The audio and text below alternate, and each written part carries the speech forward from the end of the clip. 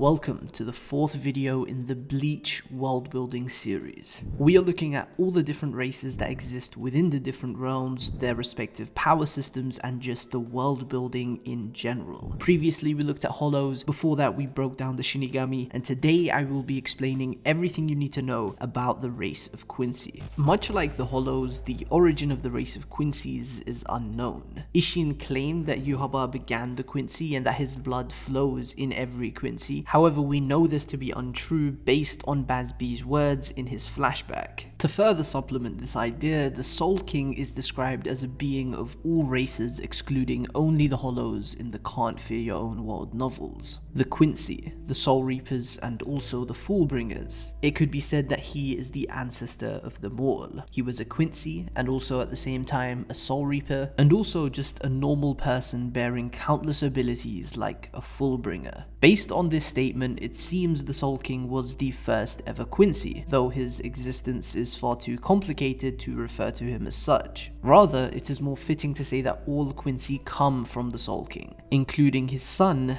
Yhwach. Now, whether Yhwach is the Soul King's biological offspring or just a symbolic child is unconfirmed, though I seriously doubt the former. I don't think they're connected by blood, but rather by something spiritual. These two individuals are the closest things to deities in the world of Bleach. Sometime in the distant past, a baby was born. The child could not see, hear, speak, nor move. It had no means of survival, yet it knew that it would survive. People around him treated the child like a treasure, as his mere presence would grant them things they were lacking. Health, loneliness, fear, even missing limbs were taken care of, as this child had the power to impart his soul. The people granted these things did not live for long, and their deaths would return the pieces of this child's soul previously imparted within them. Despite dying so shortly after being in contact with the child, people still flocked towards him, taking part of his soul and returning it back to him in death. This is the process by which he regained his senses. The child went on to become worshipped as a deity. People referred to him by the name of the god they worshipped. He decided to make that name his own.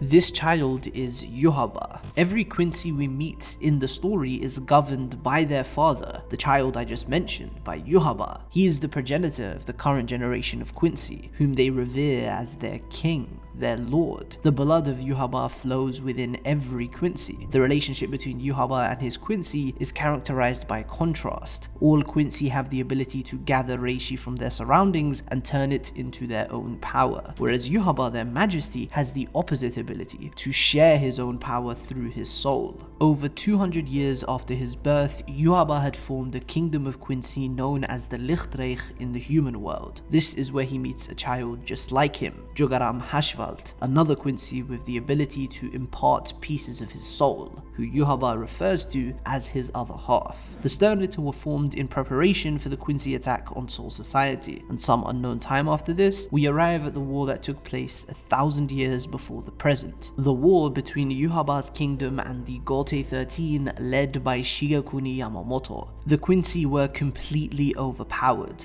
and before Yhwach could even begin to battle against Yamamoto, he was stabbed from behind by Sasakibe, which paved the way for Yamamoto's finishing blow. Then Yhwach loses his powers, returning to a state much like the one he was born in, senseless, without a pulse, in a position much like the one his father was forced into. But again, Yhwach knew he would survive. Quincy folklore spoke of him as the sealed king and waited for his return, chanting the king's hymn. The confined Quincy king regains his pulse after 900 years, his mind after 90 years, and his strength after 9 years. Of course, there is more to this poem. Even without their father, many Quincy continued living their lives in the human world, fighting against the hollows that threaten their very existence. The first Quincy we are introduced to in the story is Uryu Ishida, who referred to himself as the last Quincy. 200 years before the current day and 800 years after Yhwach's defeat, the Quincy massacre took place. The Quincy posed a massive threat to the balance of the greater universe. Their methods of combating the hollows is by completely eradicating them, as opposed to the Shinigami's use of Zanpakuto, which exonerates the hollow of its sin retains and keeps its soul intact. By destroying the soul itself, the circulation of souls is threatened, and in turn, the balance of the universe. As a result of this, the Shinigami believed they had no option other than to completely exterminate the race of Quincy for the sake of the entire world. However, some Quincy did survive. Pure-blooded Quincy's became a rarity of extreme value.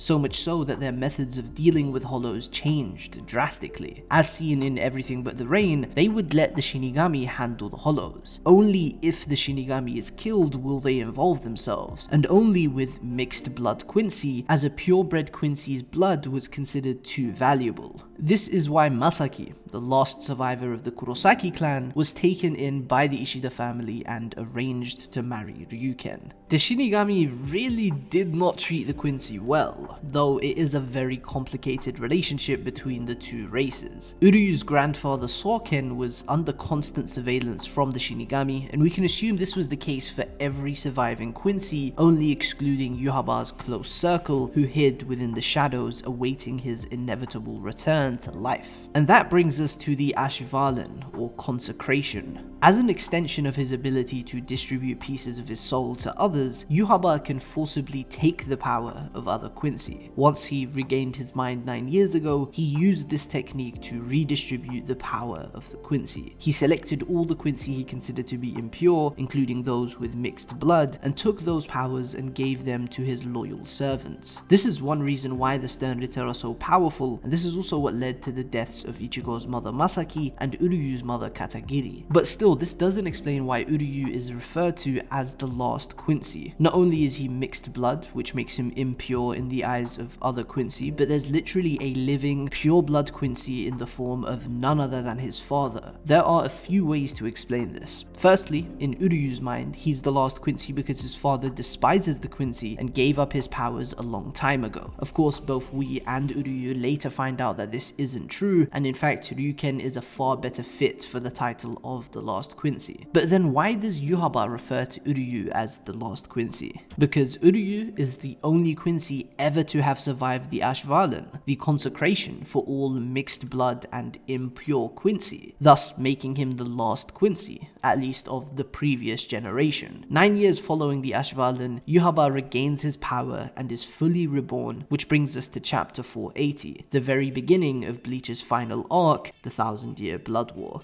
The Quincy are living beings that reside in the world of the living. They are so much like humans that they are generally considered to be humans, albeit spiritually aware ones. They aren't actually humans though. Quincy are their own race separate from the other races. Remember the spiritual power level chart from the first video of this series where I explained the fundamentals of Bleach's power system? All of the Quincy have at least average spiritual power, meaning they can see pluses, hollows, and all other spiritual things. The Quincy have the ability to absorb and manipulate reishi into spiritual weapons, which is the bread and butter of their abilities. We'll be talking about this in depth later on in the video. Quincy are regarded as the polar opposites of Shinigami on the equilibrium of races, and this fact permeates through almost every aspect of their existence. Their designs, their powers, their philosophies, their methods, and their leaders, all of these things directly contrast between the Quincy and Shinigami, which is something else you'll see throughout this video. Since the Quincy are so similar to humans in terms of anatomy and other physical variables, they can reproduce with them, which they did. Many Quincy had children with regular humans, and at some point within their history, the Quincy began to distinguish themselves based upon an individual's ancestry, and ultimately they adopted the practice of true breeding. Those who descended from a long line of only pure-blooded Quincy with a pure heritage came to be known as echt Quincy, echt being German for real, which we can extrapolate a lot of details from. It's heavily implied that the Quincy society was rooted in classism, with a clear division between echt Quincy and the mixed bloods who were seen as lesser and more expendable, especially following the Quincy extermination. The Quincy are categorically defined as people who live in constant fear of death, which is best represented by their leader Yuhaba. They pride themselves as exterminators of hollows, unlike the Shinigami who purify the hollows' sins and send them to Soul Society. And the main reason for this is fear. Hollows are poisonous to Quincy. If a Quincy is infected by a hollow, not only does their Reiryoku weaken, but their soul itself is slowly destroyed and they die. This is best seen with Masaki in Everything But the Rain. This is why they feel they must eradicate the hollows, because they've never gotten along well with the Shinigami whose methods place them in extreme danger. A very overt example of the Quincy being polar opposites to the Shinigami is their appearance, their respective choices of uniform. Shinigami wear the shihakusho, a traditional black flowing hakama, whereas the Quincy wear white, form-fitting high-collared tunics. The Quincy design takes clear inspiration from the cassocks of Catholic priests. Something else that's crucial, as you may have already noticed, these guys are chock full of Christian symbolism and references. Yhwach is literally a Trinitarian deity who rules over his children, but I'm getting ahead of myself. This uniform gives the Quincy a westernized style of dress wear in comparison to the Shinigami, whose designs are more easternized, fitting nicely into their respective Germanic and Japanese themes. It also fits the elegance and refined nature of the Quincy. Another recurring motif of Quincy, which we see in almost every single one of them, is that of a cross, which appears frequently in all different shapes, sizes, and styles. Uryu dons a Celtic cross, whereas Ryuken, his father, dons a pentacle. The Quincy Zechen is a 5-pointed cross which appears in various aspects of Quincy powers and culture. We'll talk about how it's used for certain abilities in that section of the video, but for now we'll focus on the culture side of things. There's a lot of cool theories and headcanons about the origin of this mark, the symbol being 5 lines all flowing into one center point, very much resembling a pentagram. Funnily enough, the pentagram was used in ancient times as a Christian symbol for the 5 senses, or the 5 runes of Christ. The importance of this should be pretty self-explanatory. Yhwach loses his senses and regains them according to the king's hymn, so it's very fitting that the mark of his people reflects this. The Zechen can be given to non-Quincy allies, such as the Aranka, who are forced into Yhwach's army, ultimately granting them the ability to perform Quincy abilities such as the shadow technique and spiritual weaponry.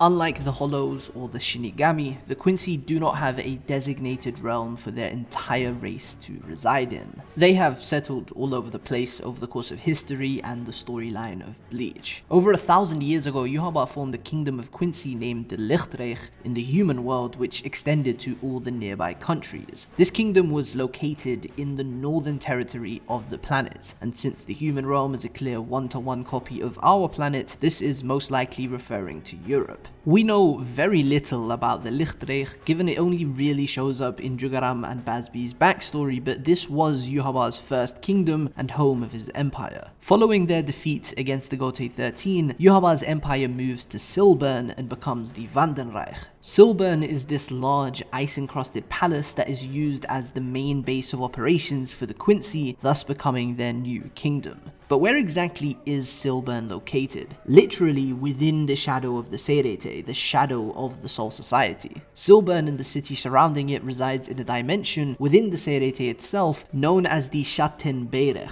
This shadow realm was created by the Quincy themselves after fleeing from the war with the Shinigami 1,000 years ago, literally hidden in plain sight. The Quincy lived within the shadow of the Shinigami, a very fitting location for their new kingdom, echoing many thematic and symbolic motifs regarding their dynamic with the Shinigami. This shadow dimension cannot normally be seen or detected by the Shinigami, hence why the new empire is fittingly named the Invisible Empire. Much like Hueco Mundo, this shadow realm is incredibly barren. But again, this makes perfect sense. There isn't a massive active empire here, just the remnants of the original Lichtreich Empire who survived the war against the Shinigami 1,000 years ago. Here they wait patiently for their father to be reborn in this place encrusted with ice. Something I have a bit of a crackpot theory on. Now, hear me out. We know that Yamamoto's Bankai Zanko no Tachi absorbs all the heat from the atmosphere, which is what led to the heavy rainfall following the first invasion. The same thing could have happened 1,000 years ago, right when they created the Shadow Realm. A lot of rain from the aftermath of Yamamoto's Bankai may have been dragged into this new dimension. And since there's no sun or natural source of heat that we can see, it's likely that the water froze up, which led to this abundance of ice. Let me know how believable unbelievable this idea sounds. It's not really important, but I thought I'd throw it in here because it's a pretty cool idea. During the 1000-Year Blood War, the Wandenreich allows Silburn and the Shadow Realm in general to replace the Serete, which removes the 5-minute time constraint that previously hindered them in the first invasion. This time constraint is most likely tied to the fact that the Shadow Realm needs to be maintained and stabilized by Reryoku, spiritual power, a similar principle to other realms in the story. For the sustenance of the realm and grander plans of Yhwach, they had to stay in this Shadow Realm until the time was right and they could carry out an all-out attack on the Soul Society. Then, later on in the arc, following the death of the Soul King at the hands of Yhwach, another drastic change takes place. Yhwach absorbs the Soul King, and using his newfounded abilities, he brings Silburn and the entire Shadow Realm to the Soul King Palace and drastically alters its appearance. What was once a dimension of 5 separate distinct cities is now connected in a similar shape to the Quincy Zeichen. The reconstructed Soul King Palace takes up a new name, the Warwelt, which Yhwach proudly proclaims will be the cornerstone of the New World. Since it's a reconstruction of the Soul King Palace located in the Royal Realm, the means of access is still very hard to attain. Previously you had the Orken, and now there are ornate metal plates known as Gates of the Sun. The Shadow Realm has a number of different locations of varying importance. It serves as the battleground for a majority of the 1000-Year Blood War,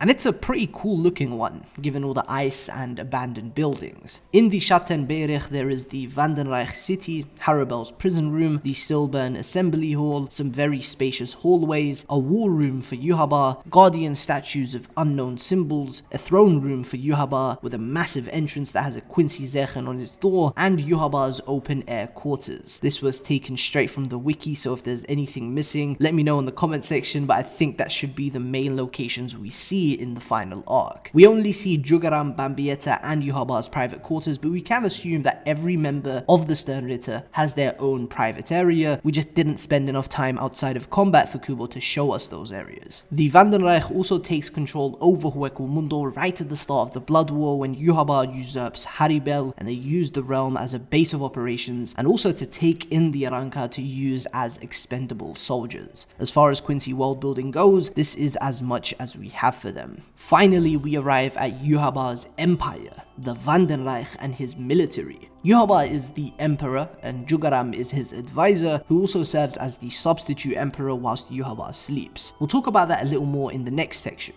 The Wandenreich has a very elaborate structure, but there aren't as many ranks and divisions as there are in the Gothe 13 or Eisen's Arrancar army. The Wandenreich mostly consists of a large number of skilled Soldat, which is German for soldier. They're pretty much the equivalent of a low-ranked Shinigami. The only division we know of outside of the Sternritter, who are the main force, is Quilge's hunting army, who conquer Hueco almost immediately after Yhwach was reborn. They are entrusted with capturing Arrancar to serve the Wandenreich and executing everybody else. Arrancar in a Quincy army is a pretty ironic idea, given that they are hollows that have gained Shinigami powers, two things the Quincy absolutely detest. Hollows are a poisonous threat to the Quincy, and the Shinigami are their sworn enemy. But despite that, the Arrancar are forcefully drafted into the Wandenreich, the Quincy Empire. They are considered useful because they're already somewhat powerful, meaning no time needs to be wasted on prerequisite combat training, and to Yhwach, time is of the essence. Beyond their abilities as fighters, these guys are also regarded as expendable, which makes them even more useful. The Quincy obviously don't get along well with the Arrancar, so they're simply using them as disposable forces that they can comfortably abandon and not have to account for. These drafted Arrancar have their Zanpakuto confiscated and are given a Quincy cross to replace it, which grants them the ability to form spiritual weaponry and traverse to and from the Shadow Realm. Oh, and there's also a correspondence unit that maintains communication between the headquarters and operational units, but they remain unnamed and we've only ever seen them a few times. This isn't some massive empire with strength in numbers, rather the Wandenreich are made up of very powerful individuals who make up a force equal, if not superior to the Gothe 13, with far less numbers. After all, most of these guys are the remnants of Yhwach's Lichtreich Empire, which was defeated 1,000 years ago and fled to the Schattenberg.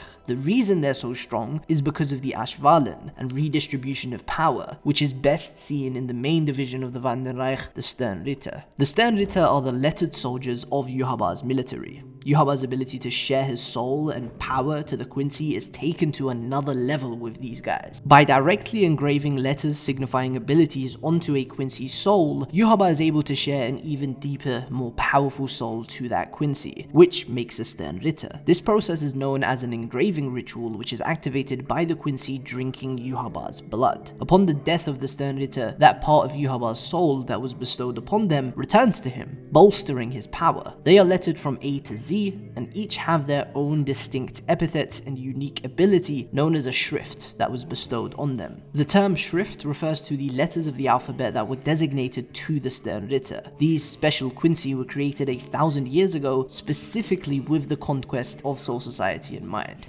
4 of the Sternritter are appointed as Yuhaba's royal guard, known as the Schutzstaffel, a group much like the Zero Division of Soul Society. The visual motifs of the Schutzstaffel are based on different eras of war: ancient, medieval, modern, and current. Now, there's a lot of guys to get through here, so I won't be going all out with every single member of the Sternritter, but I'll dedicate time to each of them appropriate to their relevance in the story. A for the antithesis is none other than the first Quincy we ever meet, Uryu Ishida. His unique ability is Event Reversal, which is pretty self-explanatory and one of the most broken abilities in all of Bleach. He is assigned to the Schutzstaffel as their 5th member, as Yuhaba takes extreme interest in him as the only survivor of the Ashvalan, and the kid he knows is going to try to betray and kill him, keeping him close in anticipation.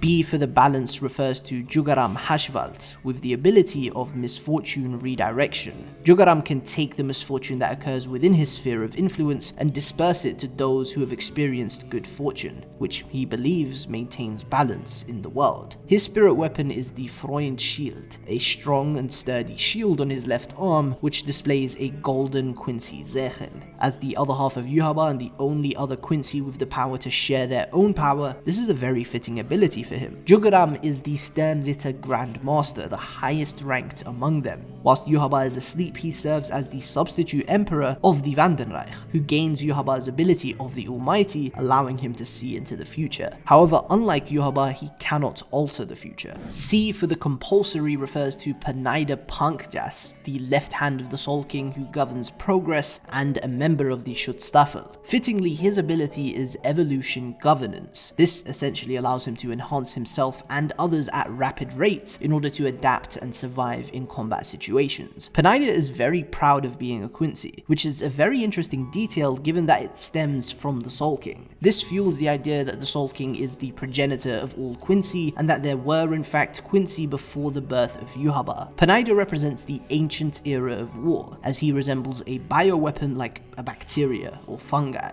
constantly evolving. D for the death dealing is my boy Askin Nak Lavar, with an ability known as Lethal Dose Control. He can calculate the perfect lethal dose of any substance he takes into his body and then raise or lower that value as he sees fit, literally allowing him to deal death through lethal doses of any substance. If that explanation was confusing, just think of his fight against Nimaya. Askin ingests a lot of blood, which allows him to lower the lethal dose of Nimaya's blood and turn that blood into a lethal substance. This power echoes the idea that anything can be lethal in extreme volume, even something as integral to survival as the blood that runs in our veins. Askin is a member of the Schutzstaffel. In fact, he's the only member to have been promoted from the lower ranks of the Sternritter during the second invasion on the Serete. Askin represents the current era of war, as somebody who specializes in chemical weaponry. E for the explode refers to Bambietta Basterbeen, who can create bombs out of anything that makes contact with her reishi. F for the fear refers to Asnot, who can induce limitless fear in anybody who is struck by his thorns. G for the glutton refers to Liltoto Lampert, who essentially just has a massive mouth that can eat anything. H for the heat refers to Baz B, the childhood friend of Jugaram, who's only as powerful as he is thanks to the 5 years he spent alongside Jugaram, who subconsciously was sharing his power with him. I for the iron was this kid called Kangdu, who's basically as tough as iron when his ability is active. J for the jail is Quilgay Opie, the captain of the Jagged Army, who can close gateways between dimensions and form reishi cages to entrap his opponents. Once they're trapped inside, Their Reiatsu cannot be detected and nobody can hear them. This ability cannot kill a Quincy, which is why Ichigo survives and manages to break free. We know that BG9 had the K-Shrift, but we don't know his epithet or his ability. The guy just died too quickly. L for the love refers to Pepe Wakabrada, the guy with the funniest second name of all time and also the worst character design of all time. By putting his hands together in the shape of a heart, he can fire projectiles that make the victim so obsessed with him, they will do anything he asks. M for the miracle refers to the absolute monster Gerard Valkyrie. He is a member of the Schutzstaffel and also the heart of the Soul King. His abilities are miracle manifestation and probability manipulation, which essentially means he can get out of situations by bending the probability of the best case scenario for himself. The more improbable that specific scenario is, the more likely his ability can make that scenario occur. Yet another very broken ability, but perhaps the most interesting aspect of this ability is that much like Pinaida's, this ability didn't come from Yhwach bestowing a shrift upon them. Yhwach did not grant them these powers, they already possessed this as pieces of the Soul King. And their powers are just so ridiculous and somewhat divine that it makes sense, given it's coming from literally the Soul King, the closest thing to an omnipotent, omniscient being in the world of Bleach. Gerard represents the medieval era of war, an obvious choice given his use of a sword and shield, arguably the most defining tools of the medieval age. The N-Shrift belongs to Robert Accutrone, though like BG9 we don't know his epithet or unique ability. O for the overkill refers to Driscoll Birchie, who possessed the ability of killing-induced empowerment. As the name suggests, the more Driscoll kills, the stronger he gets. P for the power belongs to Meninas McAllen, who possessed superhuman strength. She's essentially just a complete powerhouse. Q for the question refers to Bernice Gabrielli, who was unfortunately washed by Kenpachi before he could finish explaining his ability. R for the roar belongs to Jerome Guizbat, who can enlarge his size, adopt an ape-like form, and produce sound-based shockwaves he can use as attacks. S for the superstar belongs to Mask the Masculine, who possesses an empowering ability similar to Driscoll. But it's not killing that makes Mask stronger and more confident, it's cheering. When he's treated like a superstar and has people cheering him on, Mask is buffed in every conceivable way. He's stronger, he's faster, he's more durable, he even has better stamina and endurance. T for the Thunderbolt refers to Candice Catnip, who's just your typical lightning user. She can create, control, and project bolts of lightning. U for the Underbelly refers to Nanana Najakup, who possesses a rather unique ability. Nanana can analyze the Reiatsu of a target over a certain period of time, allowing him to determine an opponent's spiritual power distribution. After doing so, he imprints a U, which signifies his shrift, onto the target and uses that to form a grid pattern, which he dubs his Morphine pattern. The grid allows him to pinpoint the holes in a target's Reiatsu and attack them, which depletes the target's Reiatsu and eventually paralyzes and knocks them out. V for the Visionary belongs to Gremi Thomo, who can turn fantasy into reality. Anything he imagines can turn into a reality, even his own death. There are no real boundaries to this ability except that which he can imagine. If something is simply too unimaginable for Gremi, it cannot turn into reality. The ability also comes with some very serious weaknesses. He needs to be fully conscious of everything he's imagining, as one little slip up could lead to his demise. In the light novels, it is repeatedly implied that Gremi may have been an aspect of the Soul King, like how Gerard was his heart and Pinaida was his left arm, though this was never outright confirmed. W for the Wind refers to Nyanzol Weizol, who can basically create a field of wind around him that deflects any attack he observes. The only way to beat this ability is to deliver an attack that's simply too quick for Nyanzol to observe, as his ability is not limited to only what he can see, but anything he can detect, anything he can instinctually feel, which renders many surprise attacks useless. X for the X-axis refers to Lily Barrow, the first Quincy to ever be bestowed with a shrift, as well as the leader of the Schutzstaffel. His ability allows his rifle to pierce through anything in its line of sight with perfect accuracy and without the need for projectiles. He's essentially the most broken sniper of all time. Lily represents the modern era of war as a gunman. Y for the Yourself is a unique case because this actually refers to two different members who make up one Sternritter Sternritter, or two different Sternritter who share the same shrift but have slightly different abilities. They can both transform themselves into the exact physical likeness of another individual, but Lloyd's transformation gives him access to the spiritual power and abilities of the individual, whereas Royd's transformation gives him access to the personality and memories of that individual.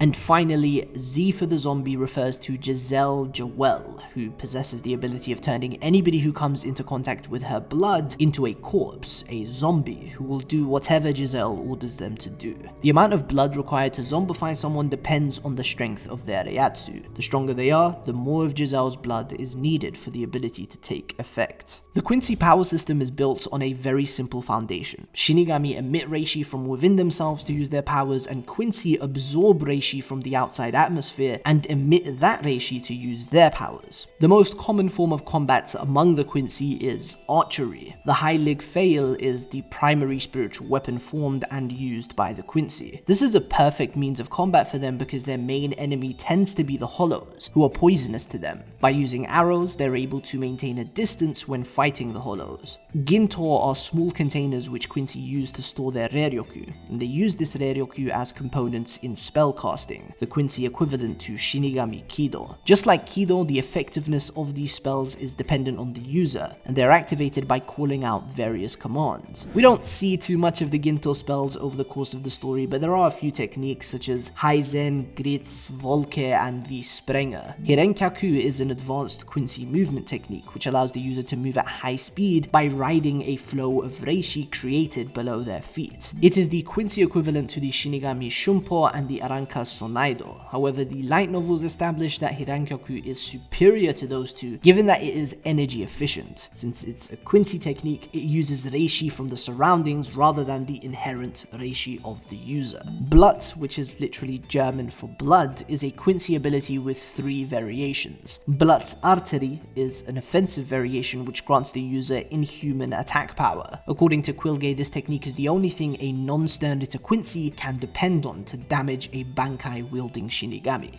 Blutvene is a defensive variation which grants the user inhuman durability, represented by a faint blue pattern tracing the veins beneath the surface of their skin. And finally, Blutvene Anheben is an ability only used by Yuhaba which allowed him to extend his Blutvene outside of his body to create a force field that blocks incoming attacks. And finally, the Shadow ability, which we see countless times over the 1000-year Blood War. This ability makes the user's shadow expand and become a doorway between dimensions, including to but not limited to the Shadow Realm, the Sulking Palace, and even one's inner world, as we see between Ichigo and Zangetsu. Beyond the aforementioned abilities, there are rare Quincy techniques which we see over the course of the story. Ranso Tengai is one example, which allows the user to control their body parts by using strings of Reiryoku connected by their brain, essentially turning themselves into a puppet and allowing them to move freely, despite paralysis, broken limbs, or any other thing which would normally impede movement. Kirchenlied Sanktzwinger is an advanced spell that is actually pretty insane. By generating a number of Roman numeral inscribed constructs from the fingers of an outstretched hand, several towers of reishi shaped like the Quincy Zechen are summoned. Anyone who steps foot into the confines of this area will be immediately struck where they stand by the light of God, or so Royd claims as he mimics Yuhaba. And finally, we arrive at the two ultimate techniques of the Quincy, the Let Still and the Vollständig. A clear distinction is made between the new generation of Quincy and the older generation, specifically in terms of their power system and ultimate techniques. Uryu's grandfather Sorken refused to accept the new progress of the Quincy powers, namely the Vollständig, and held onto the old Let Still, which had perished due to its fragility. The Vollständig is viewed as a crucial part of Quincy evolution and the answer to the drawbacks of the outdated Let Still.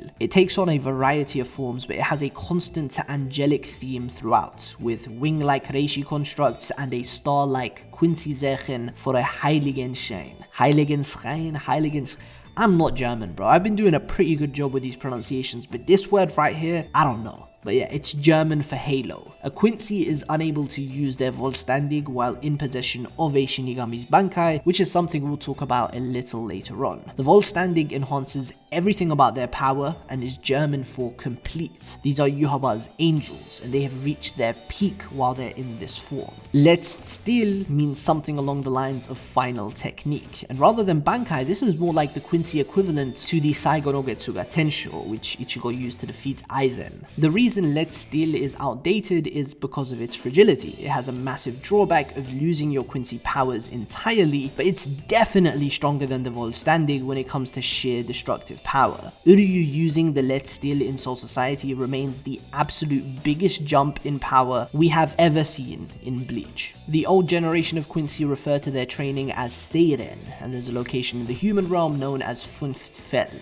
which is where Sorkin was training at the time of the White Incident when Masaki was poisoned. Within the Quincy, Yuhaba serves as a god, and by drinking his blood, the Sternritter obtained godlike powers. This is why they have such broken, batshit crazy abilities, like Uryu's antithesis. And finally, all Quincy power comes from their father Yuhaba, which makes them susceptible to the Ashvalen, which Yuhaba can use to rob them of their lives and return their powers back to him. However, one very important thing to note is that Yuhaba doesn't have access to their shrifts and abilities. That is exclusive to the Sternritter themselves, that is their own innate ability. He grants them power, essentially Reryoku, which activates those latent abilities. And with the Ashvalen, he takes back his power, or Reryoku, but the abilities themselves stay within the Sternritter. They're just made redundant and inaccessible because they don't have the Reryoku to tap into them.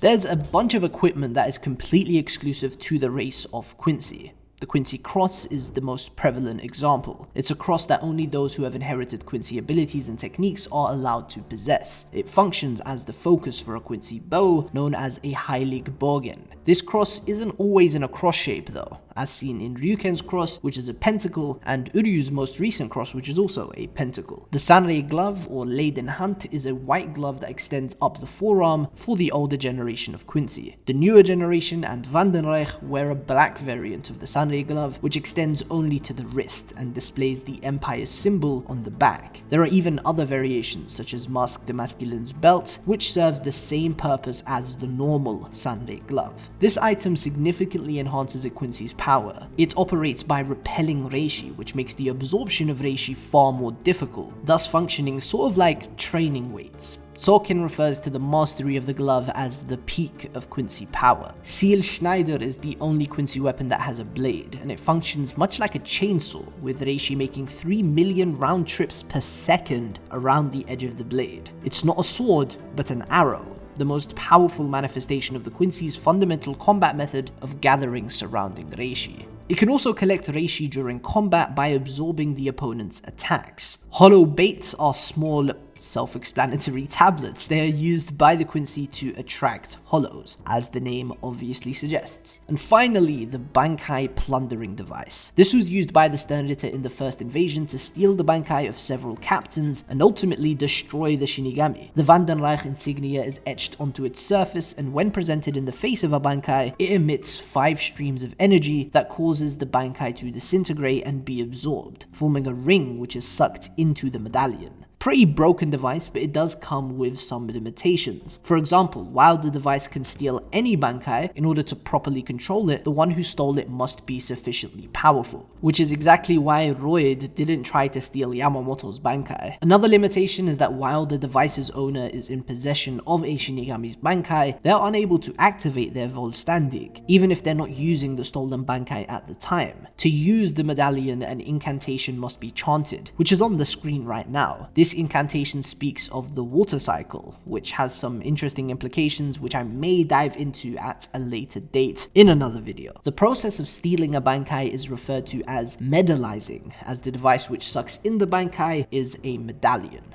The final section of this video is dedicated to the overwhelming number of religious symbolism and imagery packed into the construction of the Quincy, namely the religion of Christianity. At the root of it all is Yuhaba. He is depicted as a Trinitarian deity, much like the god of Christianity. He's the father of the Quincy, the son of the Soul King, who is the closest thing to absolute omnipotence and omniscience, and he is the Holy Spirit of all Quincy, as he resides in every single one of them. Yuhaba's name itself is directly taken from the god of Christianity in Hebrew, Yahweh. Ancient Hebrew did not consist of any vowels, so the correct romanization of this name would be YHWH, these 4 letters making up the bulk of Yuhaba's name. There is so much to Yuhaba and Yahweh, like so much. I don't think I've tapped into half of the references and connections between Yuhaba's character and the biblical stories and references of Yahweh, simply because I'm not that well learned on the religion of Christianity, but the amount of research Kubo must have done for this single character is ridiculous. If any of you guys know any cool little connections, please do let me know in the comment section because I'm very interested. Yuhaba's first kingdom ruled the northern lands of the human realm. Since the human realm is clearly a one-to-one copy of our planet, this is most likely referring to Europe. The German theme of the Quincy combined with this location makes me certain that this is a reference to the Holy Roman Empire. Following his defeat at the hands of Yamamoto, Yuhaba spends a millennium ruling over the Wandenreich in the Shadow Realm until he was prepared to start the final blood war against the Shinigami, the enemies of the Soul King. This is a direct reference to the Book of Revelation, which speaks of the second coming of Jesus, the Son of God, who after spending a millennium ruling over his kingdom, will with his army smite those who abandoned God. And then God will destroy the world and recreate paradise where everyone will live their immortal lives in eternal bliss. This is literally the 1,000-year blood war in a nutshell. Exactly what Yuhaba attempted to do. Smite the Shinigami for abandoning the Soul King and recreate the utopia which once existed, a world with neither life nor death. In the Book of Revelation, 7 angels blow their trumpets to announce the start of this war, and in Bleach, 7 Quincy announced the start of the Blood War in Yamamoto's office. There are so many more biblical references, like the resurrection of the dead and Giselle's zombie ability, or how God will send down a group of monstrous birds to feast upon the sinners left on earth, and Lily Barrow's birds. The Sternritter are created by drinking the blood of Yuhaba, which is a very obvious reference to Christianity and the drinking of Jesus' blood. The first Sternritter, Lily Barrow, is chock full of references to the Archangel Gabriel. His ultimate attack is God's trumpet, based on Gabriel's horn, which will mark the start of Judgment Day. His Volstandig, Giliel, comes from the first syllable of Jibril, an alternate name for Gabriel in different languages. He refers to himself as the messenger of God of Yuhaba, much like the angel Gabriel. Then there are the overt examples of Christian symbolism. The abundance of Quincy crosses, the Quincy Zechen being a pentagram which holds importance in Christianity, the uniform of the Quincy resembling the cassocks of Catholic priests. There are so many more examples of religious symbolism in the Quincy that I've either missed or can't include in this video for time's sake. The Quincy are just brimming with references and clear inspiration from the real world. To conclude this video, I want to make it very clear that this video and world building series as a whole is intended to be a